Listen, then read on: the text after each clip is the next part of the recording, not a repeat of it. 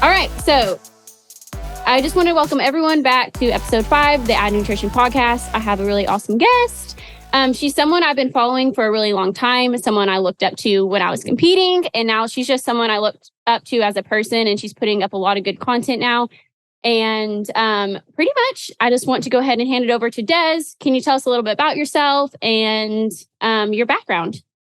Yeah, no, thank you for having me on. I'm honored. I have my own podcast. So when it comes to talking, we're in the right place. You and I, this is going to be a great episode. I'm super excited. But my name's Des. I go by Desb. My real name's Desiree, but I literally, please never call me that. I'm a mom of 2. I am a fitness coach, influencer. I use that word lightly. I mostly am just truly myself. I've really grown my personal brand around just being me and enjoying what I do. So now as a mom, my life has shifted, things have shifted, and I'm really just still kind of tapping into this new journey of myself. And that's just kind of where I'm at right now. So obviously we have a lot more to kind of expand on, but elevator speech, I'm meeting you and I have 30 seconds to chat. Like, that's what I'm telling you.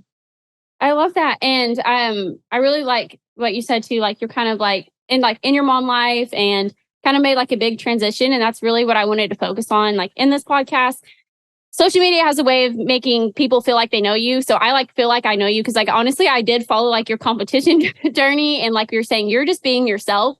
And so I really enjoyed following along. But honestly, with your competition journey, like you're one of the pros like I was looking up to. Even honestly, before pro, I think I followed your journey a lot more before that. And then you finally went pro. And I feel like in a point, of course, I'm going to relate because social media makes you feel like you just are relatable. It's like you go pro, you have this big accomplishment and then you kind of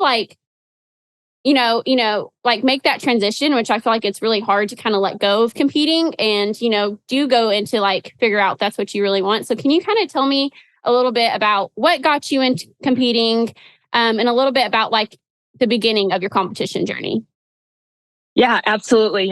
I look back at this time and it almost, whenever I speak about it, I feel so removed from competing. Sometimes I feel like imposter syndrome / I feel fraudulent. Like, I'm like, was that really me? It's just such a different point of my life and where I was at. And so when I speak of it, it just kind of transports me back to really the beginning of me and my brand. However, it feels so foreign. And I think a lot of competitors can relate when you get so removed from that world. I will say too, in competing, I was never really engulfed in bodybuilding. I didn't keep up with the Olympia. I didn't keep up with who was winning what and who was my, competition or anything like that. Like, I genuinely, it was just me versus me. I wanted to be the best and I wanted to win. So that was a different experience for me as well. As I really didn't care about, I don't want to say I didn't care about the sport, but it was just, I did it against myself. Could I prove to myself that I could do this or whatever it may be? So that was a really different outlook that I had, to where when I started my competition journey, it was really me learning about how I could utilize my schooling, going to school for exercise science and physiology. How can I utilize my schooling to continue to educate myself and learn about the competition world, about nutrition, about functional movements, biomechanics, all these things I was kind of using to almost further me in school.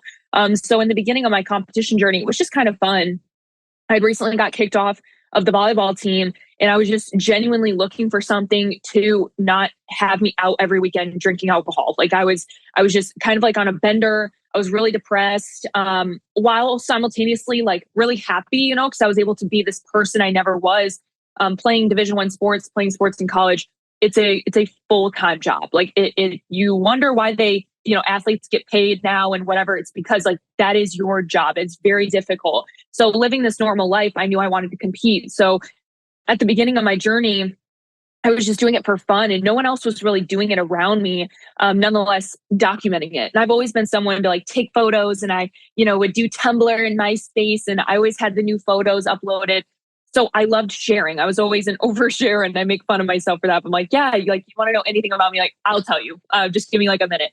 So the beginning of competing was a really good outlet for me. And then moving into going pro or having these goals, when I do anything, and this can be a double-edged sword for me. When I do anything, I want to be the best at it. So competing for me was, yes, proving to myself that I could do it, but also like, I'm not going to go compete to lose. Like that's just not in my DNA. It's not how I run things. So I really translated that into the competition world. I ended up having one season in 2016. I did my first ever show. And then did I do one more show after, or did I only do one? I think I did two. No, I think I only did one. I'm already forgetting, right? That's crazy. But regardless, I did like one season. And I placed second overall, but I won my class, novice and open C, whatever I was in. But I lost like the overall title. So then I was like, okay, well, I'm going to take a 15-month build season. So I came back in 2018 and I did 3 shows. I did one to qualify for nationals. Then I did nationals in Chicago, which is where I could have gone pro. I ended up placing 9th. And then I went to Team Universe, and that's where I ended up winning. And winning first. So that was it. I won. I stopped. I moved to Florida. I got my boobs done. All of these things, tried to prep in Thanksgiving of 2018, and I just couldn't do it. Like I was so time to do it too. I was so turned off. We had just moved to Florida. I just got engaged actually too. So there was just like a lot of life changing. And I was like, I can't do it. I'll try again next year. And then I was prepping for the wedding. So I shred for the wedding. And then before you know it, we just went through a lot of family loss and moved back to Columbus. And I was like, okay, maybe I'll prep now. And then I was pregnant. So it's like time just really went by like that, and life just changed. But once you do reach that tippy top of being pro, you're kind of just like, it's like, they say it's lonely at the top. And it's kind of like the vibe of when you win something you've worked so hard for. It's like you win and you're like, now what? Okay. Yeah. So like what's the next step? You just, and then that's when most people would have a fire to like win Miss Olympia or something. Right. But for me, I just wasn't in that mindset. I was like, okay, cool. I proved it. So like, what's next? And that's just kind of where I'm at now. Now, motherhood was obviously next in my chapter, but now that I'm reaching a new level of myself, I'm like, okay, what does this look like now moving forward? And so we'll kind of see. I'm dabbling with what's next in my journey. Well, yeah, that's awesome. And I just want to highlight a few things. I love like in the beginning where you said like, competing in the beginning, it wasn't because 2016, there wasn't anything online really competing wise. Like it was just maybe starting to take off. So you got into it because you like truly like it was something you wanted to enjoy. It was you versus you. It wasn't because of any other reason other than you just wanted to get on stage and push yourself and it like connect, a way for you to honestly put your knowledge to work. And then you just like kind of were documenting it at the time. And I love that you like transition into the competing. Again, you're doing it for yourself. You're just someone who like documented it. And I think during that time, because my competing journey lines up with you, I started in 2016. And so I think you're one of the first people I followed. So it really did kind of like line up in a sense.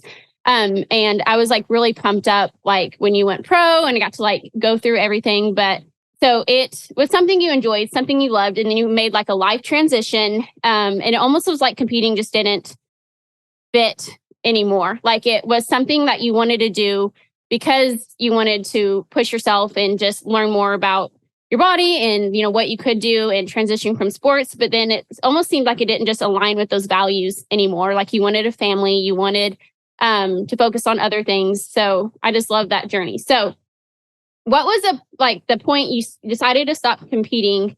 Was that an easy decision to make? Can you kind of walk me through like what was like that final straw? Yeah, I think my first decision I would say was the prolongment of when I was going to compete again. So when I said no, I'm not going to prep right now, it was just more so like right now. Like I'll get to it in another year, or like I want to enjoy my summer, or I want to enjoy living in Florida at the time, whatever it may be. So the decision of not competing, didn't really come until I moved back to Ohio and I got pregnant and kind of just realized like, okay, I'm going to be a mom now. Competing is so selfish. I know I can never do it again because I was so shitty to everyone in my life. Not on purpose, right? But you're constantly hungry. You're constantly a little bitch and you're complaining all the time and you can't do, birthday dinners and all this stuff. And, there's multiple memories I have of the last times I had, like with my grandparent, my grandpa and my grandma on separate sides. And I wasn't really a part of what we were doing because I couldn't enjoy it. And I remember like being at a birthday party and like I was in the corner pissed because I couldn't have the cake at the time because I was dieting or, whatever it may have been. And now it's like I look back at how much it controlled those memories. And those are some of my last memories with people that I love, And so when I became pregnant, I knew that I didn't want to take away a beach day with my kids because I didn't want to be surrounded by ice cream or, it was a very toxic environment for me at that time. So when I got pregnant, I tried to track my macros for a little bit, just in the sense of like knowing I still wanted to give my body nutrients and I still wanted to know what I was intaking. But not after as a way I was as controlling, more of like, hey, I want to make sure I'm getting in my nourishment. Yeah, like I'm naturally still concerned about my well-being. Like I don't maybe want to prep, but like I still want to just be healthy. That was my mindset. So I tried to track macros. And then once I got to the point of just like, the morning sickness and the fatigue and then the extreme hunger. And I just realized I'm like, I can't do this. So one day, in March of 2020, I like literally just never tracked my food again. And that's where I've been since. I've never put anything on a scale. I've never scanned anything. I've never even looked at a label. Like I just genuinely don't care. And I found a lot of really great, I was able to transition really well going into pregnancy and just kind of learning more about the body in that and understanding different types of fuel and not having to make it so extreme. So during that time, that's kind of when I decided, okay, maybe I'm probably not going to compete again because I'm going to have kids and my body's going to be different. And who knows what my body's going to look like at this time. It would be really hard to do it again, blah, blah, blah. And so that's kind of when I made the decision. And it was pretty hard because I felt like I was more so ran by the decision of like social media. So I was like, wow, like, what do I have now for my people that followed me? Like I'm this competitor. I'm this person that they followed for that reason. Like, what, I'm just a mom now, whatever it may be. And it was hard to say goodbye to that like old identity of myself because that's where I really grew, not only on social media, but my brand, was a lot based off of, yes, my personality, because I was always very outgoing and very true to myself and dancing and singing and whatever. But I always looked very, very, very, very fit. Like I was very much a body to a lot of people. I was just inspiration, which is beautiful and fine. But now as my journey's evolved, I've seen a huge drop off in my following. However, I've seen engagement flourish in my community and relationships I have with people because I'm not just a body anymore. Yeah, I still have a really great physique for having 2 kids and people are really inspired by that. But I've been able to merge into just who I am and people honoring my journey and people like you who are still sticking around just because they've loved what I've turned into. So it was hard to say goodbye to that because I felt like I was saying goodbye to an opportunity of growth in terms of like social media and like clout, which it sounds so I'm aware of how it sounds. I get it. No, I don't get likes like I did when I competed. I don't get honestly the support and much to you, I have actual people that are there for me and not for my body. So I completely relate to that. Yeah, it's a really odd thing. But a lot of people do it on social media. I mean, I'm sure there's people who continue to, make really big life changes just because they know people on social media will follow. Right. So there's a lot of hardness in like the decision in that way where I was like, okay, I could be saying goodbye to a lot of my following and a lot of people who, well, that's scary because you have a business. Because it's not even like you're saying all the identity. It's like, well, how's this going to translate with my business? But then it's a ridiculous thought now because I know like the type of people you track now. But in that moment, it feels very devastating. It's like at the same time, it's like, do you want those people around following you? Yeah, no, exactly. And I think that's where it was just like, you know what, I got to just go through life and I got to just know that you're always going to have your people. And I'm not going to put myself through hell just to like remain relevant in this space or whatever it may be. And I know that I'll find my people somehow. And, here I am now and I've found my people and it looks different but I love it. And so that's kind of, I wouldn't say that this, to answer your actual question I wouldn't say the decision was like hard in the sense of I knew what was best for me, but it was hard to say goodbye to a version of me of where I really like came up. That was my starting point. That was my starter story. And that's how I became known. And so to say goodbye to that person so quickly, because I didn't expect to start a family right away, it was really sad because, I kind of took off in 2017 on social media. And then really, I would say even, I really took off at the end of 2017 into 2018 when I was going pro. And then it just like stopped in 2019. You know what I mean? Like I went pro, made that decision, and that was it. So it was just like a really quick chapter of my life that again, I honor and I loved so much, but it just changed very fast for me. And so that's, I think, what was harder is just the shift in my life that then translated into the shift of my social media.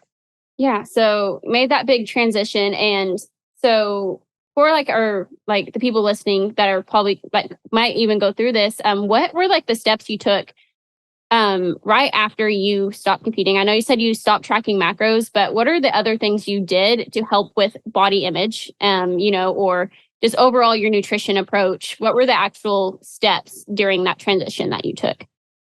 Yeah. So once I was done competing, again, I still tracked macros for like a year and a half after. Like I was still preparing to know that I was going to compete again.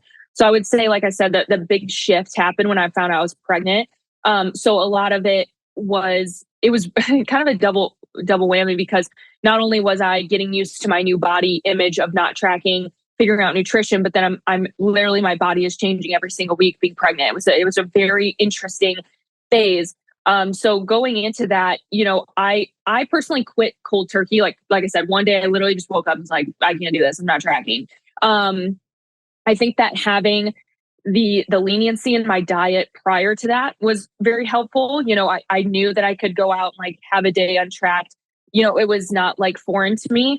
However, I think that the biggest steps that I did was, number one, other than my pregnancy photos, because I documented that, I stopped taking progress photos of any sort, and I did that after I really got done competing. I probably did another progress photos up until my wedding, because I was shredding for the wedding. And then I stopped taking photos. I stopped weighing myself every day. And I, even throughout my whole pregnancy, I didn't even weigh myself. When I was at the doctor's, I'd be like, yeah, I don't care. I don't need to know. And some people would be would think that also is a problem. You're like, oh, you can't even look at the scale. But for me, it's it wasn't worth it. I genuinely just didn't care. It was I like to wake up in the morning and I like to feel how I'm feeling. If I can tell, by the time you're so hyper aware of what your body is, if you're bloated, what settles well with your stomach, what doesn't, you don't need a scale to tell you that you're up probably a pound or two. You don't need it because you know it. You're hyper analytical of your body.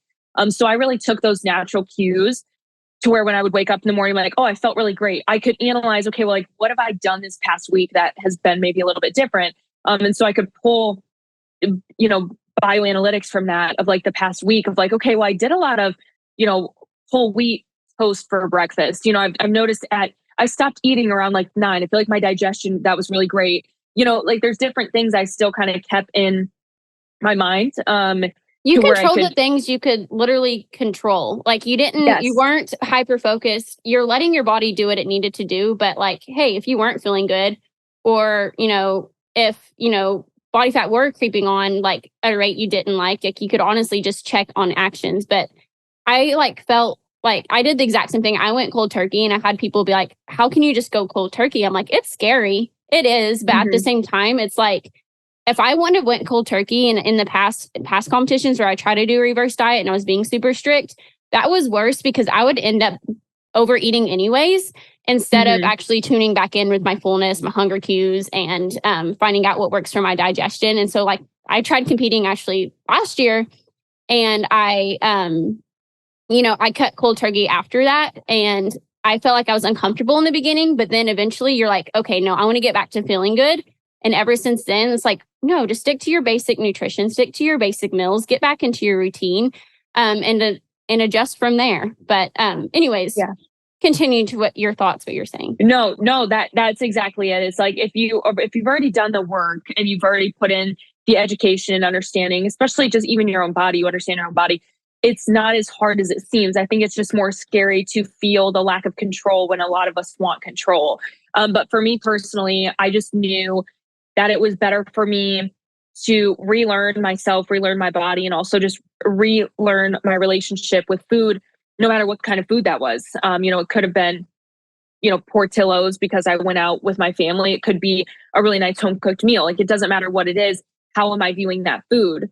And then so I feel like a change up of just like honoring my hunger cues mixed in with like eliminating the progress photos, eliminating the consistent body checking. I mean, I remember specifically, like, I really never heard the term body checking until probably like before I was pregnant. It kind of was like a word I saw thrown out a little bit, maybe on like YouTube or, something. And I was like, body checking. I was like, oh shit. Like, I do that every morning. Like, I wake up, I flex my abs to make sure they're still there. And then you know what I mean? Like, it's a weird thing, but we all do it. If there's a mirror, we're looking, we're checking, we're looking.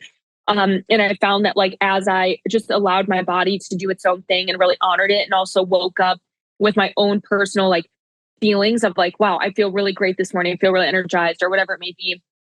I would never look at myself in the mirror. Like, I literally could go to the bathroom, wake up, do my skincare, and walk out. Like, I didn't feel like I had to like lift up my shirt or like, look down at my body. Like, what am I looking like, or whatever it may be. So they're small things, but they're things that you can be aware of. It's like, what you're doing. Are you doing too much of it? And I feel like for me too, this was really hard for me, but I deleted pretty much all of my photos ever of me in my competing phase. And the only place you can really find those is on like YouTube videos or Instagram. Like, I didn't go back and delete, but my personal like camera roll or anywhere on my Facebook memories, I would hide them. Because, one day I might want to show my kids what I did, right? I don't want to delete everything of that chapter of my life. You just don't want it to be a trigger. You just want it to be like out of your way. Like, you can be proud of that, but you don't want it constantly in your face, pretty much. Yeah. And I think the word trigger too, like, I have very strong feelings about that, just because it's like, in order to not have something be a trigger, you do need to like work through that. Right. But if it's everywhere, like with how much I posted my body during that time, I just don't need to see it at every angle every day. Because that's all I posted during that time, And so it was just like, I don't need that. I can remember what I look like. I can see my photos and be really proud of it. But in terms of like my progress photos, all those extra photos I had in the bathroom or whatever it may be, I didn't need it all. So I think deleting a lot of those memories that were just, even at that time, I'm taking that photo thinking I'm still fat. It's like, I don't need to be transformed back to that moment where I still didn't think I was small enough. So it's not about the triggers. It's more of like the memories that it. Yeah. It's just like, I wasn't even happy then. Like, I wasn't even happy that day. I even remember getting in Teaneck, New Jersey, which is where Team Universe was, which is what I ended up literally winning and going pro. And I got there, I landed like 2 days before the show. And I remember looking in the mirror and I was like, I'm so bloated. I can't believe I flew in only 2 days before. I'm not going to win now. I look terrible. I look watery. Like, and again, you're a competitor. Shit's way different, look from the outside looking in, but I'm like, I ended up winning, like, it's like, I'm crying in the bathroom thinking that my body wasn't small enough, which again, it's relative because that's what you need at that level. But it was just like, I don't need to remember that and look back at the photo. Yeah. And when I'm like smiling, just landed and I'm shredded. And I know that in reality, I was just crying in the bathroom because I didn't look small enough. I just didn't need to remember that. And I feel like a lot of that, I will say and disclaim, like, I was 23 years old. I'm sorry. Like, there's a lot of maturity that occurs between 23 and 28. So, me competing now, going back to it at 29, 30, whatever it may be, I feel like the sense of maturity and outlook would be 100% different, knowing what I know now.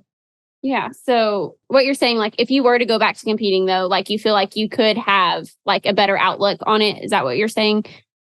Yeah. I mean, absolutely. I think there's a lot of factors that went into my first experience of what I shared, how I shared it, this social media impact on me at the time, my account's blowing up at the time. I have all these eyes on me. It got in my head. Like, there's just a lot of things that were going on in combination of me being just like an ignorant 23-year-old woman, who was independent and fiery and sassy. And, that was me at the time, 100%. Like, that was just who I was. But again, maturity, experiences, life, it changes you. And so I feel like if I were to go through with competing again, I would just have a very, very different approach. I'd be able to have a better mental check-in.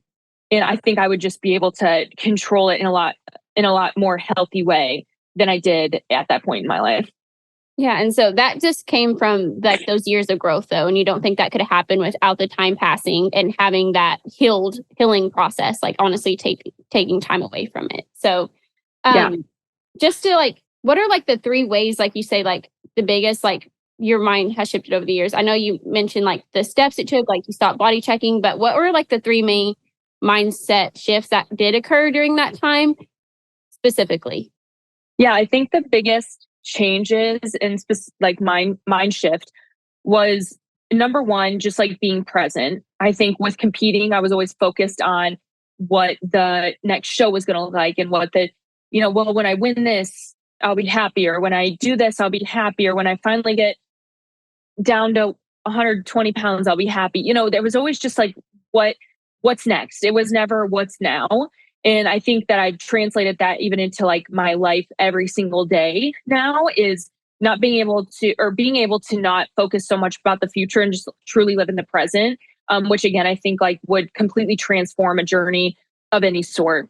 So that would be like number one is just like not waiting for X, Y, and Z to occur to find happiness or gratitude or whatever it may be. And that's a work in progress. You have to truly wake up every day and choose to live in gratitude and live in the present. And so some days, I'll get engulfed in worrying about the future, thinking about the future. Oh, when the kids are older, when they're finally in school, I'll do this, whatever. And then they're going to be in school and I'm going to cry. It's like, it's just stop thinking about the future. That's number one. Number two would just be like the ability to see my body for what it is and honor it where it is. I really, truly do believe in set point theory. Like I think that your body hums at a certain status at all times. And, I think to try to redefine that for yourself is very difficult. Now, some people might go through like massive transformative weight loss, lose 100 pounds, 200 pounds, because their natural set point isn't supposed to be 400 pounds, right? It's supposed to be, whatever it may be. So relating that to like different weight loss transformations, it changes, but your average build, there's something where your body just hums. Okay. You're talking about with your current healthy habits, there's a set point. Like if you have everything that is balanced, you have a good rhythm, you're healthy, your body's going to set where it needs to be. It just naturally is. Like for me, I always hum around 140 to 145. But like it really takes a lot of work for me to tip over that. It takes a lot of work for me to really tip under that. So it's just where I lie. So I think honoring my body for that, I stop chasing a number and I just chase a feeling. Maybe at X amount of, time of the year, my feeling, I would step on a scale, maybe it's 145. The other time of year, maybe in summers, I'm more naturally active. I'm outside, I'm walking, I'm running around. Maybe my natural feeling where I'm like, oh, I feel good right now. I would step on 140, So I think just honoring the feeling versus the number, and then allowing my body to just hum where it needs to be, has been also a very transformative feeling. And then number three, mindset shift, would just be the idea that I don't always have to take the progress photos. And again, it came habit when I was competing. You're sending progress photos to your coach. You're, doing this every single week. And for me, I'll take progress photos for my challenges, like our 6-week challenges. I'll do before and after photos just like everyone else. But when it comes to like the rest of the time around like life, I'm not just going to like pull out my phone and see what I'm looking like. And I think being able to mindset behind it is what it is. Yes. It's like, that's the difference. It's not like progress photos are an issue. It's why you're taking them and your mindset around it. Correct. And my mindset around it still relates it back to the competing phase. And again, if I were to compete again, I'm going to have to take progress photos again. And if I do choose to ever do that, I'm going to be in the mindset where I'm ready to do that. And again, I'm going to have maybe a different approach to it or be able to openly explain to a coach, hey, here's what I'm doing. This is what we're going to do because this is what I want to do and how I'm going to approach it. But regardless, I think just being able to have like the mindset that I don't always need to know what my body looks like is beautiful. I think going through a transformative year, 2-3 years of life, having 2 kids, going through breastfeeding, seeing what my body can do, seeing the strength that I have in it, see it carry a baby, see it birth a baby, feed a baby, etc. It's you have a different appreciation. And again, that's where I relate it back to, like, if I were to prep again, I feel like I would have a different outlook on my body and what it does, and just the gratitude behind it and how grateful I am for it, versus at 22, 23, where I'm just like, oh yeah, like my body can drink a half a fifth every weekend, like woohoo, like that's the most strength that I've seen of it, other than being able to like bench press and sumo deadlift, whatever. So now I can see a much different approach in my mindset, as well as like my training and everything above and beyond. I just honor my body so much more, and I'm not so focused on impressing other people like I used to. I impress myself, and within that, I impress other people because I'm not trying to impress them. And so it's a weird, like, orthodox feeling, but it's like, by not trying to impress everyone, I'm actually impressing them more, because you're I being yourself, don't and give it a comes shit. off. Yeah, I don't care. I don't care anymore. When again, it was just different when I was younger, and I feel like everyone says it as they get older. They're like, yeah, wait till you're 30, you just don't give a shit anymore.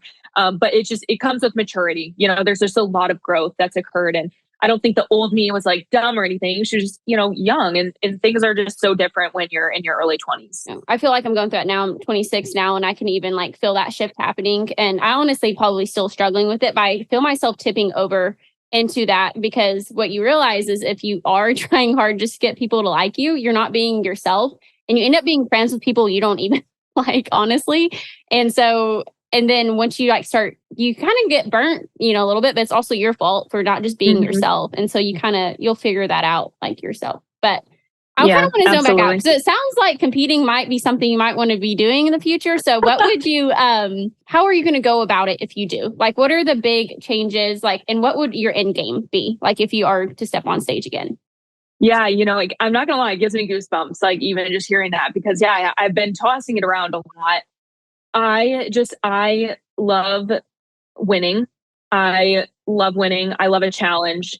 I love training for a challenge. And I genuinely, like, I think the years and years I played sports, explosive sports, volleyball, I'm jumping, I'm running, I'm sprinting, I'm doing track, I'm playing basketball, has led me to the physique I'm at right now. I have a really dominant lower body from, sprinting, explosive sports, jumping, plyometric movements. And then upper body, I've just naturally always had a very like broad kind of like build. Everyone always thought I was a swimmer, it's just like, which is great for bikini, because we got to have, exactly. We got kind of like the X frame. And I've really recomped my body since college into like a leaner build. It's just kind of how I run. And, a lot of that is genetic. You would look at my parents and you'd be like, oh yeah, like no wonder you look like that. However, there's a lot of hard work that has gone into it, obviously. But like, I'm very grateful to have athletic parents as well. So when I think of like the future and I think of how I would go about that, I think right now, I've just found such a beautiful balance with nutrition. I've been able to understand my body even deeper. I've also gained that maturity. I've gained that mental clarity. I've also realized that ice cream will always be there. Cheesecake will always be there. Burgers will always be there. Fries will always be there. I've realized that if there's a birthday party for my child, I'm not going to miss out on it, and I'm not going to not enjoy it. But I've really dove into the understanding that, like, whatever you claim you're going to lose during a prep, because it's hard, there's no doubt you're going to get it back. And I think being able to go through that and see it now and realize, like, oh yeah, I don't need a burger and I don't need to eat the whole thing. I've been able to retrain and learn that. So I think if I were to approach a prep now, I would be able to know that, like, this is why I'm doing it, and know the outcome in the future. I'm going to get right back to where I was. I also think that with like my consistent recomp that I've had, my figure, and again, this is just like, I'm very grateful that I've been able to maintain this, but to see my body go into a prep mode wouldn't be too much different than what I look like right now.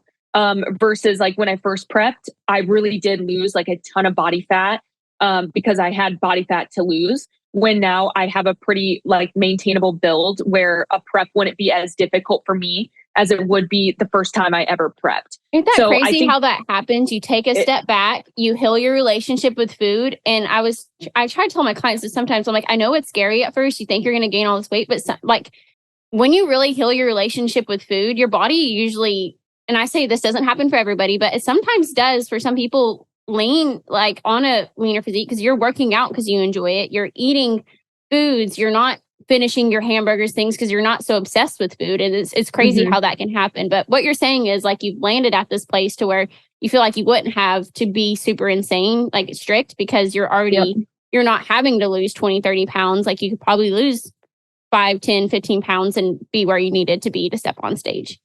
Yeah. And I think seeing my body at that point and knowing where I would get back to, like, again, going back to like my set point, I wouldn't be as brass and like upset with it because I would genuinely understand the sport even deeper to know what I had to look like versus expecting it to be an all year round thing. And I've seen my body at almost 200 pounds, pregnant. So it's like, I've seen everything now where I feel like I also can accept everything. So, I think like zoom out, it's definitely a decision that I need to take very seriously because I don't want to jeopardize my kids, losing time with my kids, losing a summer with my kids, having to say no to X, Y, and Z. I don't want them to grow up. And this is where I kind of like dabble in it. I don't want them to grow up and remember like, oh yeah, mommy never ate the ice cream. Mommy never wanted to have cake with us. I don't want to bring negative connotations of food into my children's life ever. However, I love the idea of them seeing me work hard for a goal. So they're still young enough where I don't know if they would necessarily remember, oh yeah, mommy prepped, versus if they're like 6 years old watching me prep for a show. But I do want to make sure I'm very conscious about the decision that I'm making because I want to make sure I'm fostering a home of really solid, healthy food relationships and, being able to eat what you want and be mindful of it and enjoy it while also, focusing on nice nutrient dense foods. So it's a very serious decision that I would be making. It's definitely not something for, a selfish reason of just for me. I have a family to think about now, but it is something that, my husband and I have talked about and he's expressed his support for me. And now we just kind of have to zoom out of like timeline and, I would definitely need to build a little bit, put on a little bit more muscle mass again from, post breastfeeding. So it would still be a little bit out, but there's definitely a thought of it. And being able to like, I think having a comeback story after 2 kids, I mean, there's something just like really prideful about that. And I feel like it would just really light a fire under my ass to do it. Not just for me anymore. I'd be doing it for like the family, you know what I mean? It'd be like, put me in the ring, and that's my mom, I don't know. There's something very prideful about doing things when you've had 2 babies that are just warriors of themselves, and to be able to come back and have like that kind of story, it just kind of gets you excited to maybe do it. Yeah. And it sounds like, just to relate it back to the end game, that your end game would be just to kind of have that comeback story to really push yourself and to, show your kids like you can do those things. And then like on the flip side too, just being honest with your kids. Cause like, obviously, like, I feel like you can prep and still foster a healthy, like, talk around food. Like you can say, hey, I'm doing this for this reason. It's not that ice cream's bad. It's just for this goal and, eventually get back. So I feel like there's definitely a way to go about it. And I love that you're already thinking about that because I've seen like kids are just so impressionable. I don't have kids myself, but I have nieces and nephews. But I feel like you can communicate with them too. And we just watched, how you say your things and why you're doing those things. So I think that would be wonderful. But, absolutely. And just to like close it up, I don't want to spend too much of your time, but what are like 2 or 3 tips for those that maybe don't have a healthy relationship with food, that maybe are still trying to control like either their post-competition or post-dieting? I know you mentioned a couple earlier, maybe body checking, but what are the main tips that you feel like they need to walk away with to reach that set point? Yeah, I think that a lot of it is just relinquishing the idea of control and not hyper analyzing your body. Like it's so easy. I mean, so many people that are just like hyper obsessed with food right now. If you told them not to track for a day and almost like placeboed them, like, hey, I'm going to meal prep for you, but like you're not allowed to track. And you gave them their same macros, but in different foods, right? So ideally they ate the same thing as yesterday, just different food options, right? But they didn't know that. They would wake up the next day and be like, I think I'm bloated. I think I'm up 5 pounds. I can tell these jeans are fitting different. And it's like, you literally ate the same amount of calories, the same macros. I just made different meals. So I think it's important to remember that different foods are going to do different things to you. And, continuing to check in with that. And again, keep those mental notes like, okay, I feel kind of like crap today. Did I eat something yesterday? Did I oh, I had sweet potatoes, a lot of them. Okay, maybe next time I won't do that. I'll check it out. But it's like you're allowed to keep track of that stuff. I don't think we're ever like fully intuitive, because at the end of the day, after you've tracked macros, like you can look at a donut and know Well, that's this probably is a literally ton of carbs. anything though. I want to say too, like you have to have self-awareness. My clients who don't Yes. track macros, you still need to, like you said, be self-aware. Like, what are you Yep. eating? Like, are you eating 3 meals a day? Like, do you know what you're eating? Like, you still have to know what you're eating if you want to feel your best, just to be, and to Yeah. be Yep. self-aware. So, but anyways, Yeah. And no, you're good. I think that too, like going into those decisions of the day of like, okay, well, what am I going to eat or what am I going to prep? I always try to aim for like, okay, what is my protein source first? Not how much of it, just what is my protein source? Where is that coming from? So I'll be like, okay, like I'm going to do like some lean beef. All right. So, maybe starting out with, if you want to track in a way of like, you're like, okay, I'm going to at least have like a palm full of protein, maybe like using that type of thing to then merge into not doing anything is helpful, because, all of a sudden you see a palm full of beef for 2 weeks. Before you know, you don't need to look at your palm and measure, what it looks like on a plate. So taking those baby steps to being able to see certain things. And if you're venturing into something like, for example, rice, that shit can add up real fast, right? We all know that. So maybe you still measure out your rice and you do the 100 grams. Like there's nothing wrong with that. It's just having an idea of like, where can you draw the line and where do you maybe still need a little bit of assistance to understand, again, what it looks like. And then before you know it, you remember what it looks like. So I think like doing baby steps is completely okay. You don't have to go like cold turkey of just like, I'm never tracking anything again.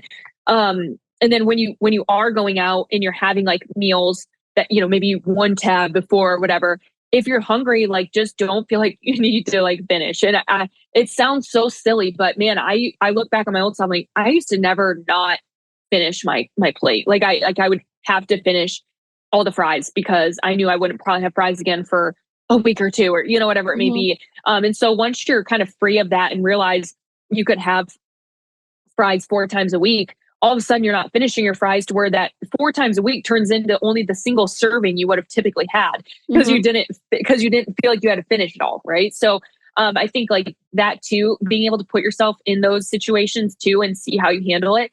And if you go out one day, maybe it's your first few times and you notice, oh, wow, I really feel like I overate.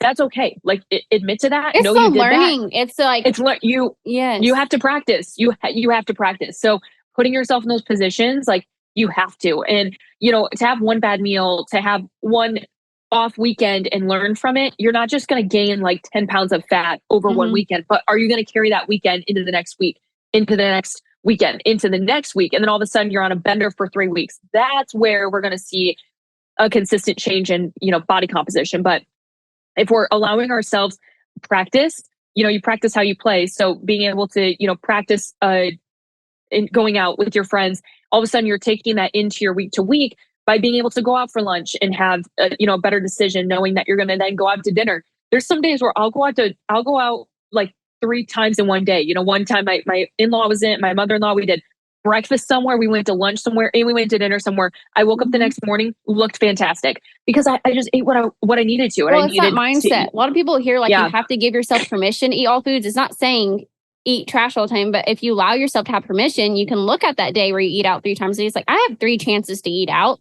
Maybe for breakfast, I'm going to choose something that makes me feel good. For lunch, I'm going to choose something. And this restaurant is where I maybe like want to have something a little different, but you're listening to your fullness cues. You're not feeling, you have an abundance mindset. So you can have these things again. You're not having to just go all out. And so it's that permission to eat those foods. And it's that abundance mindset that you have to have. And it's practice that gets you there. It sounds ridiculous until you've gone through it. Cause like if you'd have told me while I was competing, like I remember looking at another influencer and she's told me she posted she did not track macros. I'm like, there's no way.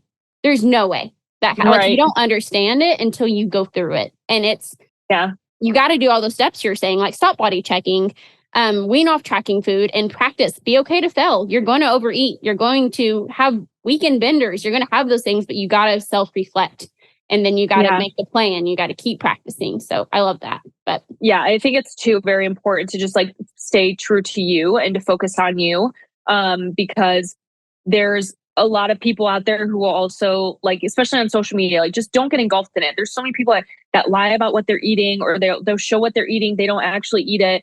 or, or they tell you they're eating all day and like they really only eat twice a day. Like just that's again, when you have to just continue to just focus on you. Like you never know what anyone else is actually doing, what they're on, what they're doing. So just like literally just stay tunnel vision to doing what's best for you and you only. And yeah, you can get inspiration of like food ideas. I'm not saying like don't get ideas, but when it comes to like, okay, well, how can she stay so lean, but like she eats all of this? Maybe sometimes they don't, it's like, you just never know. So again, keep it like you versus you. And I feel like putting all of those tips in one, it's a learning phase. And before you know it, like, you're like, wow, I've never been in a better position. And it feels really great and really freeing. And then if you ever do go into that like cut phase again, or if you're a competitor and you want to prep again, I feel like the reward in the experience is so much better because you know what the end goal is, you can get there again. And why you're doing the challenge you're doing now instead of using it as like a transformative, like body image thing. Does that make sense? Right. Yeah. It's that your end goal is not staying super lean. That that's not your end goal. You can get back to healthy body fat, healthy relationship with food. It's not, that's not the pinnacle. Like, you can get back to that place. So, you kind of understand the sport deeper too. Like if you're competing, you get it. So, it's a long road and it's hard. And I feel like that's where a lot of people give up or they give in and then they develop like, negative eating, like an eating disorder or disordered eating tendencies. But also I think it's very important to seek out help for that and seek out resources that, don't involve people on TikTok or people on Instagram, like, go in person or do your like actual research, find people that are qualified enough to help you and support you, not just people who have recovered themselves, and, use those people for inspiration and, motivation, but you actually find help because it's something that can really just destroy like your day to day. And it's very sad to see that happen to some people. Yep. So get the help, get the professional help. If you feel like it's something that continues to like trickle in, but it's available for anyone, it's like I promise you can do it too. Yeah. Yeah. They need to check in on that, especially if they're going to step on stage, check in that relationship with food. And it sounds like you did the work, it. So hopefully we'll see you maybe on stage again one day and I'll be cheering you on. So I'll be super excited. All right. I feel like I feel like I just got like the secret deets. So I know. I haven't really shared that anywhere. So this is an exclusive, TMZ exclusive. Ad Nutrition exclusive. I'm gonna be posting. There you go. I'm sending it to the news outlets. No. Honored. I feel very honored, but thank you for sharing that. And so just to wrap it up, where can my followers find you and how can they get a hold of you and all that? Yeah. Well, you can find me anywhere. Just search Desb, DESB as in boy with 3 underscores. You literally, I think all my handles are Desb now. So that makes it very easy and cohesive. Very simple. Yeah. Very simple. You can find me every Sunday on my personal podcast, Brunch with Desb. And again, that is every Sunday. I do YouTube. And yeah, I really am everywhere. So you can probably just Google me too. And something's going to pop up, but Desb. With 3 underscores. I need y'all to realize how cool she is. So you like look at her stuff. I'm gonna like add everything in the bio underneath so you can all see it. I don't ever know how to end a podcast, so we're just going to say goodbye and thank you so much for coming on. Yes, thank you for having me. Goodbye, guys, and thank you for allowing me to be a part of your day.